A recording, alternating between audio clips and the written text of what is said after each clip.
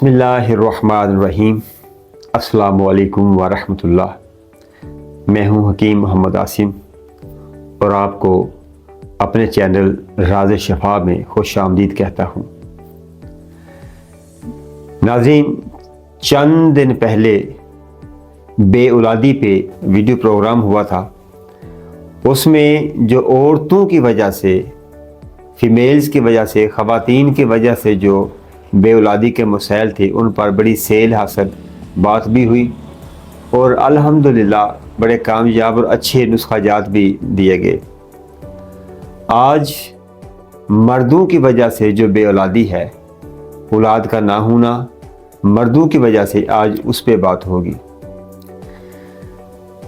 होता ये है कि बाज़ औक़ात मर्द हज़रात लाइल्मी की वजह से या शर्म की वजह से अपनी मर्ज़ को दबा कर रखते हैं, अपनी मर्ज़ को इतना ज़्यादा बताते नहीं।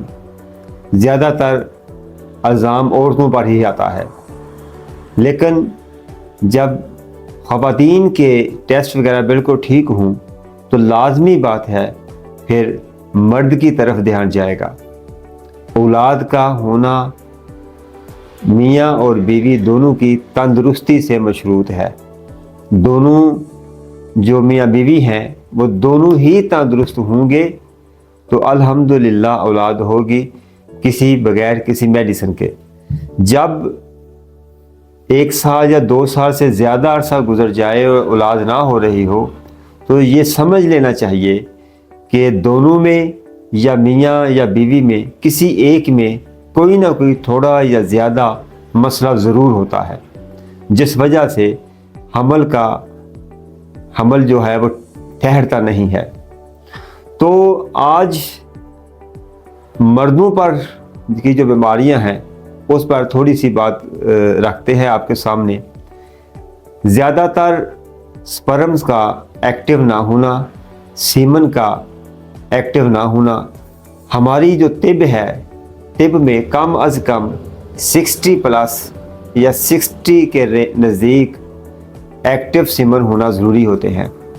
50% भी ठीक हैं, लेकिन जो असल तंदुरुस्त रेशो है वो एक्टिव सीमन की वो तकरीबन 60 लाजमी होने चाहिए।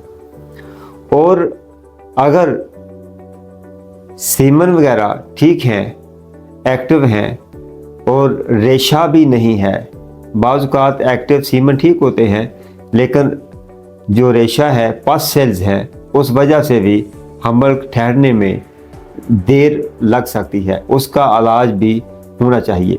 जो हमारे पास मरीज़ आते हैं उनमें से ज़्यादातर बे औलाद आते हैं और अल्हम्दुलिल्लाह इसका बड़ा अच्छा इलाज है।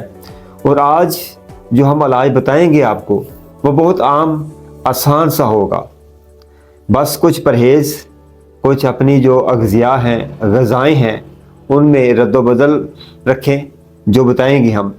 और जो नुस्खा जात 2-3 बताएंगे, 2 या 3 नुस्खा जात दोनों ही इंशाअल्लाह वो होंगे जो हम अपने दुआ खाने पर इस्तेमाल करवाते रहते हैं और उनका रिज़ल्ट सैकड़ों की तादाद में हम मरीज़ों पर इस्तेमाल करवा चुके हैं। आप लाजमी वो चीज़ें इस्तेमाल करें अगर इस मर्ज़ में आप मुब्तला हैं। अव्वल तो टेस्ट लाजमी करवाने चाहिए। जब टेस्ट में आपको पता लग जाए, जब स्पर्म का इशू हो जाए, बाज़ औक़ात pH लेवल ज़्यादा होता है, बाज़ औक़ात अल्कली ज़्यादा होती है, बाज़ औक़ात इन्फेक्शन हो जाती है। इन्फेक्शन की वजह से भी ये मामला जो है, ये जो मर्ज़ है वो हो जाता है। और अगर स्पर्म की रेशो बहुत कम हो, ना होने के बराबर हो, जैसे एजियोस्पर्मिया जिसे हम कहते हैं कि उसमें जो स्पर्म हैं वो बिल्कुल नहीं होते, 100% डेड होते हैं, एक्टिव एक भी नहीं होता।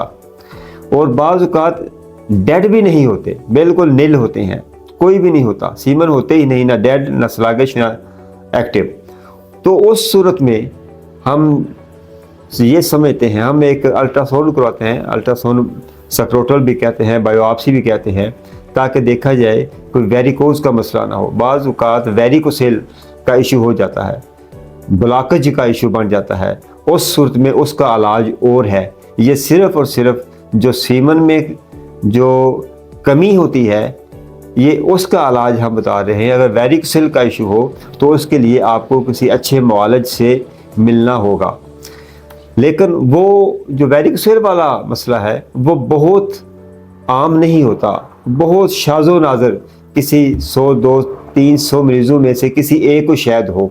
ज़्यादातर ये जिस पर हम आज बात रख रहे हैं, किसी वक्त इस पर भी एक प्रोग्राम हो जाएगा वेरिकोसिल पे, लेकिन आज सिर्फ जो स्पर्म वीक होते हैं या जो स्पर्म की मकदार कम होती है उस पर बात हो रही है। तो जो नुस्खा हम आपको बता रहे हैं अल्हम्दुलिल्लाह इसका बेहिसाब अच्छा रिजल्ट है। 3 नुस्खे बताएंगे और तीनों ही अल्हम्दुलिल्लाह हम अपने दवाखाने पर इस्तेमाल करवाते हैं और तीनों का बहुत अच्छा रिजल्ट है।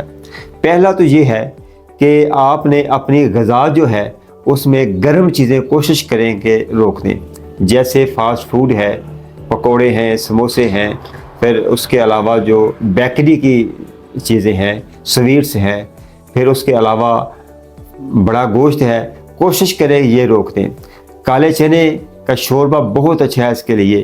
काले चने की यखनी, छोटे गोश्त की यखनी और देसी मुर्ग की यखनी, देसी अंडा इसके लिए बहुत अच्छा होता है। ये पतला करके, काले चने का शोरबा पतला करके, ज़्यादा करके, छोटे गोश्त का शोरबा और मुर्ग, देसी मुर्ग का शोरबा पतला करके आप वो भी पिएँ, उसमें रोटी डुबो के खाएँ। इसके लिए ये बहुत ही अच्छा है। पहला जो नुस्खा है अल्हम्दुलिल्लाह उसका रिजल्ट बहुत अच्छा है। 3 चीज़ें हैं और ये तीनों आम मिल जाएंगी, सस्ती तरीन चीज़ें हैं ये।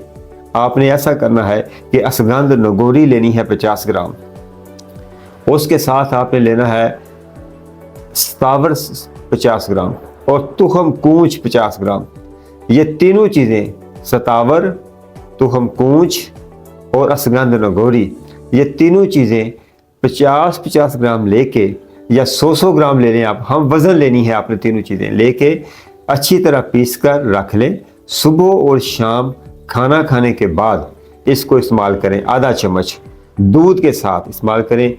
और इसके साथ हम एक चीज़ देते हैं, एक मुफ्त चीज़ है, बिल्कुल मुफ्त, मगज़ बनोला। जो मगज़ बनोला है वो आम मिल जाएगा, आम पंसार स्टोर से मिल जाएगा। मगज़ बनोला जो है वो आप ले लें और इसके साथ 1 ग्राम वो सुबह और शाम इस्तेमाल करें। अगर आपने वो ज़्यादा समझ ले कि एक खुराक का पता ना चल रहा हो कि 1 ग्राम कितना होता है, तो आपने ऐसा करना है कि बाज़ार से खाली कैप्सूल ले लें। एक 00 नंबर के खाली कैप्सूल मिलते हैं, वो आप मिल जाएंगे, वो ले लें। 1 कैप्सूल सुबह, 1 कैप्सूल शाम, ये आपने सुबह और शाम इस दवाई के साथ इस्तेमाल करें। और इससे एक नुस्खा और हम आपको दे रहे हैं, वो इससे ज़रा महंगा होगा, उसका रिज़ल्ट भी बहुत अच्छा है, लेकिन ये नहीं कि इसके जो बताया उसका रिज़ल्ट नहीं, इसके भी बहुत अच्छा है। वो जो नुस्खा है उसका रिज़ल्ट इससे ज़रा बेहतर है, ज़रा महंगा होगा लेकिन बहुत अच्छा है। उसके लिए उसकी हम आपको जो बताएंगे उसकी खीर बनाकर खानी पड़ती है। उसके लिए 4 चीज़ें हैं। एक तो आपने मूसली सफ़ेद लेनी है 50 ग्राम, फिर आपने सालन मिश्री लेनी है 50 ग्राम, फिर आपने सालन पंजा लेना है 50 ग्राम और 10 ग्राम आपने सफ़ेद यानी कि सब्ज़ इलायची लेनी है। ये पीस लें, पीस कर आप रख लें। या तो इसकी जिस तरह कस्टर्ड बनाते हैं इसी तरह उसकी खीर बना लें। उबलते दूध में थोड़ा सा हल करते जाएं। इसको पहले किसी 1 चम्मच इसकी खुराक लें, थोड़े से दूध में अच्छी तरह मिक्स करें। उसके बाद उबलते हुए दूध में आस्ता आस्ता डालते जाएं और दूध को हिलाते जाएं। ये 2, 4, 5 मिनट इस तरह आप आग पे रखें, इंशाल्लाह इसकी नरम आंच पे रखें, इसकी खीर बन जाएगी। वो आपने नीम गर्म सुबह के टाइम खा लेनी है। अगर ऐसा भी नहीं हो सकता, मेहनत ज़्यादा है इसमें, तो आप इसका पाउडर बना लें और 1 गिलास नीम गर्म, एक गिलास गर्म दूध लें, उबलता हुआ दूध लें, गिलास में डालें और 1 चम्मच यानी कि 8 से 10 ग्राम इसकी खुराक है, 1 चम्मच डालते साथ ही इसको अच्छी तरह मिक्स करना शुरू कर दें। ये बिल्कुल इसकी डेली ना बने, बस अच्छी तरह मिक्स कर लें। जब मिक्स हो जाए तो दूध को पी लें, मज़ेदार होगा ये। इसमें शहद डाल लें या शक्कर डाल लें। एक तो ये हो गया। ये तीनों नुस्खे अल्हम्दुलिल्लाह आपके लिए उस उन मरीज़ों के लिए बहुत अच्छे हैं जो इस मर्ज़ में मुब्तला है, जो इस बे औलादी के मर्ज़ में मुब्तला है। जो बे औलाद हैं उनके आंगन को ज़रा देखिए, बे औलाद के अल्लाह माफ़ फरमाए कि बहुत ज़्यादा ये दुख वाली तकलीफ़ वाली उनके लिए मर्ज़ होती है। जब वो अपने आंगन में अपने भाइयों के बहनों के बच्चों को खेलता देखते हैं तो उनके दिल पर भी ये चीज़ें दुख और तकलीफ़ लाजमी होती है कि अल्लाह पाक हमें भी दे। तो दोस्तों ये चीज़ें लाजमी इस्तेमाल करें जो इस मर्ज़ में मुब्तला हैं। दूसरी चीज़ है, इसके लिए एक खुराक है, ग़िज़ा है, वो हम हर मरीज़ को साथ बताते हैं। आपने काले चने भुने हुए एक मुट्ठी में जितने काले चने आते हैं बीमार छिलके भुने हुए वो लेने हैं। 4 या 5 आपने खजूर लेनी है। ये आप दोपहर को खा लिया करें, दोपहर का लंच रोक दें। ये चीज़ें एक गिलास या एक प्याली नीम गर्म दूध के साथ इस्तेमाल करें। इंशाअल्लाह इससे भी आपके ये मामले बेहतर हो जाएंगे। अल्लाह पाक आपको शिफा दे। अल्लाह पाक हर बे औलाद की झोली उसकी खुशी से भरे। बहुत शुक्रिया। अल्लाह हाफ़िज़।